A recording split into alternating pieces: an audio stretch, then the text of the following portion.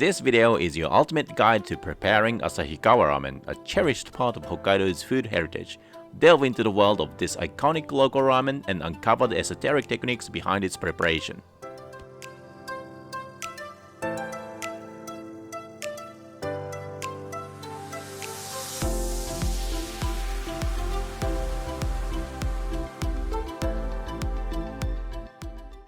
Welcome back to Regional Food Japan. This is going to be a special video because I finally get to show you how to prepare the traditional bowl of ramen from my hometown. It's the ramen I grew up eating and love the most, Asahikawa Shoyu Ramen. But before we dive into cooking, let me tell you what Asahikawa Ramen is all about. Well, this is going to be a little bit long, so you can skip this part if you want to directly move to the cooking part. Hokkaido is home to many kinds of ramen, making it a true ramen paradise in Japan. In fact, this northernmost prefecture is the birthplace of miso ramen, shio ramen, kombu ramen, curry ramen, you name it. And most importantly for this video is the birthplace of double broth ramen, which is the signature style of Asahikawa ramen. Double broth is a broth making technique where separately prepared seafood broth such as dried fish broth and animal bone broth, typically pork or chicken, are combined. And based on double broth, we mainly serve soy sauce ramen in Asahikawa. As far as the other features of the ramen is concerned, we have simple toppings consisting of green onion, bamboo, and chashu. We typically use low hydration noodles and plenty of lard to keep the ramen hot. Going back to double broth, this method was developed around 80 years ago by Enao Kato, the founder of Asahikawa's very first ramen establishment, Hachiya. At the time, he was looking for a way to enhance his tonkotsu broth while reducing the unpleasant funk from tonkotsu. He eventually came up with the idea of mixing the broth with dashi stock made from dried fish. This technique later became iconic to Asahikawa ramen. Today, Asahikawa is brimming with hundreds of ramen shops, each crafting their ramen with passion, making it one of Hokkaido's most competitive ramen hubs. Alright, that's it. I hope you now have an idea about what Asahikawa ramen is. So let's move on to the cooking part. I'm going to show you how to prepare Asahikawa ramen step by step in the chronological order. The first thing we do is to prepare the charshu, and then tare, then we're going to prepare the double broth, and finally I'm going to show you how to assemble Asahikawa ramen. Let's get started.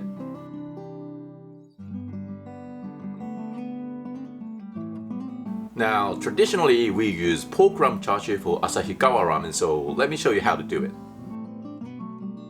Here I've got about 700 grams of pork rump.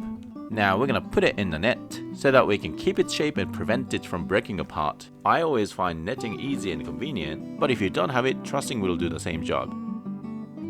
Now place the meat in the deep pot and chuck in some green onion as an aromatic. Then pour in 400 ml of koikuchi soy sauce. Then add 800 ml of water, 100 ml of sake, 100 ml of mirin, and finally 40 grams of sugar. Just give it a quick mix and start heating on full whack. Now make sure to thoroughly skim off the impurity, because otherwise it's going to affect the quality of your chashu, and the tare will make with this chashu sauce later. Once the sauces come to a simmer, turn down to the lowest heat and put a drop lid on. Then cook for 1 hour to 1.5 hours depending on how tender you want your chashu to be.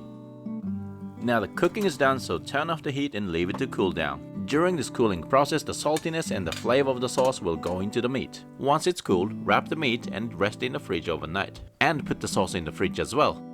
Now the tare. I'm going to share with you the technique used at Hachiya, the oldest Asahikawa ramen shop which I mentioned earlier.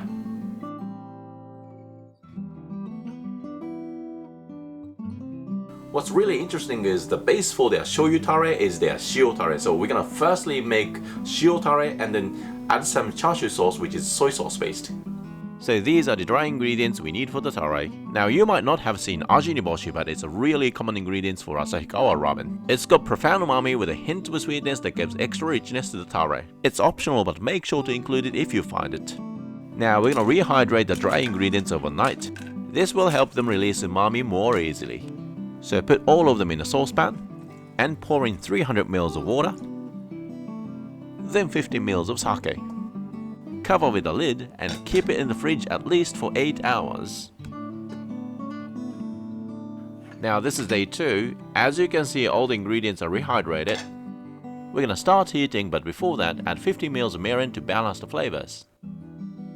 Turn the heat to high. Once the liquid starts to bubble, bring the heat down to low. Then gently simmer for about 5 minutes. After that, take out the kombu and cook for another 10 minutes. Now it's time to remove all the other ingredients from the tare base. Turn off the heat and take them out. And finally, add 90 grams of salt and stir well to dissolve completely. It's very important to do this while the tare base is still hot. So when you taste it, it's salty like hell, but that's the right amount of salt. So that was how to make shio tare. You can use it as is, but this is gonna be the base for our shoyu tare this time. Now I want 300 ml of the shio tare. Let's see how much I've got. There you go, exactly 300. But if you have less, you can add water. If you have more, you can reduce it down by simmering further. Now we're gonna make a shoyu tare based on the shio tare. Put it through a filter to make sure it's free of dregs. Take out a chashu sauce that's been kept in the fridge and skim off the fat and the green onion. Now we need 200 ml of the sauce. And again, don't forget to filter out any leftover bits in it. Then finally combine both the shio tare and the charshu sauce. I find the shoyu tare made in this way works amazing with double broth. By the way, the jar looks too full, so I have to transfer it to a bottle. It's ready to be used from the next day. So as mentioned earlier, traditionally in Asahikawa ramen we use double broth, which is the combination of animal broth and fish broth. We're gonna make them separately and mix them together later.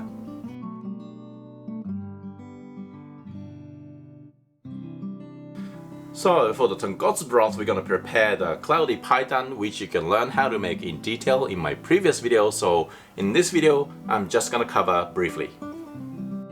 Get yourself 2 kilos of frozen tonkotsu. Soak them in water for 2 to 6 hours to get rid of the blood. Strain and simmer for 10 minutes to skim off the impurity. Then strain again and rinse under running cold water. Put them back into the pot with 5 liters of water. Boil for 8 hours, occasionally topping up with water. Give it a good stir and break the bones up at times. Finally, remove all the bones and meat bits. For more detailed explanation, make sure to watch my previous tonkotsu video. So for the fish broth, we're gonna use the good old niboshi, which is dried sardine, and we're gonna use this special type of niboshi, which is called aji no niboshi, dried horse mackerels. Here I've got 100 grams of aji no niboshi. It gives a nice and gentle sweetness and rich umami to the broth without making it too fishy. Then I've got the equal amount normal niboshi, which is dried sardines. I've got 3 dried shiitake mushrooms. Then 10 grams of dried kombu. In case you can't find aji no niboshi, you can double the amount of normal niboshi. For the aromatics, we need 50 grams of green onion and 2 cloves garlic. Now put all the ingredients into a pot. Some chefs remove the fish guts, but I don't, because they add depth to the flavor, making it robust enough to balance with the tonkotsu broth. I'll probably remove the guts if I'm making, for example, salt-based niboshi broth ramen, because that kind of ramen needs to have delicate flavor. Now into the pot add 3.5 liters of water and heat over medium heat until foam rises to the top. At this point, turn down to the lowest heat and start skimming off the scum. Be as thorough as you can to remove it, because this makes a great deal of difference in broth quality. Cook for 30 minutes over the lowest heat. Then you'll get this beautiful golden broth. For me personally, this is a perfect broth to be combined with the tonkotsu. Now we're gonna remove all the stuff in the broth before mixing it with the tonkotsu broth. Make sure it's also free of dregs. So here's the important ratio. So the yield of my fish broth was 1.8 liters this time.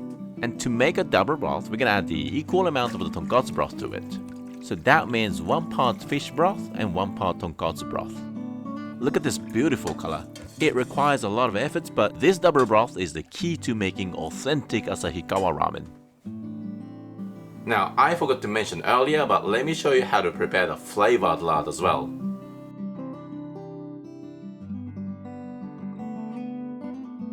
It's quite common to use fish-infused lard for Asahikawa ramen. And for this recipe, we need 60 grams of lard and a handful of kongobushi, but katsuobushi will also do. Heat the lard in a saucepan over low heat and add the kongobushi. Slowly cook the fish flakes until their color turns dark brown and starts to release a smoky aroma. Now, lard is a very important element of Asahikawa ramen. We add just enough to cap the surface of broth, which helps retain heat even during the severe winters of Asahikawa. It's actually a tradition that's been passed down from generation to generation. Right, when the colors of lard and the fish flakes look like this, it's time to stop cooking. What we're gonna do now is to cool it down a little bit and blend it. The lard is very hot, so again make sure to cool it down.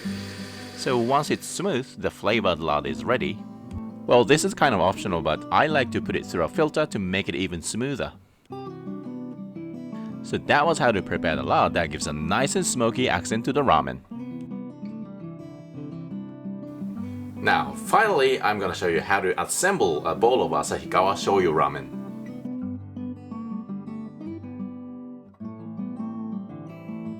Now let me show you the toppings. I've got green onion, chashu, bamboo, and ramen egg. You can learn how to make the ramen egg from one of my short videos, so make sure to check it out. Now the noodles we're gonna use is Asahikawa ramen noodles, which are low hydration noodles. In Japanese we call them teikasuimen. Okay, what do I mean by low hydration noodles? Usually ramen noodles are made with 40% water contents, but low hydration noodles contain only about 30%, which gives the noodles an al dente-like texture. And since they are very hard to make without a proper machine, it's a very good idea to buy them at the store. Now let's assemble a bowl of Asahikawa ramen. First thing you do is to heat up the ramen bowl by pouring in some boiling water. At this point, a large pot of water for cooking noodles should be boiling, and the double broth needs to be kept hot on the stove over low heat. Now once the bowl is hot, throw away the water and dry it well with a cloth. Then add 2½ tablespoons of the shoyu tare. Add 2 tablespoons of the lard. You can adjust the amount as you like here, and half a teaspoon of crystallized umami. Then start boiling the noodles. The noodles are gonna take about 2 minutes. In the meantime, we're gonna slice the chashu, halve the egg, and pour 360 ml of the hot broth into the bowl. When the noodles are done, drain very well and nicely lay them out in the soup. And finally, finish off with the toppings.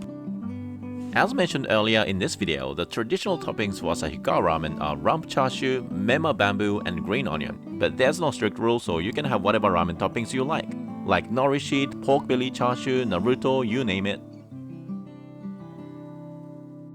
Alright, that was how to prepare a bowl of Asahikawa ramen noodles. That was 3 days of work, but it's definitely worth trying. If you got any questions, just give me a comment.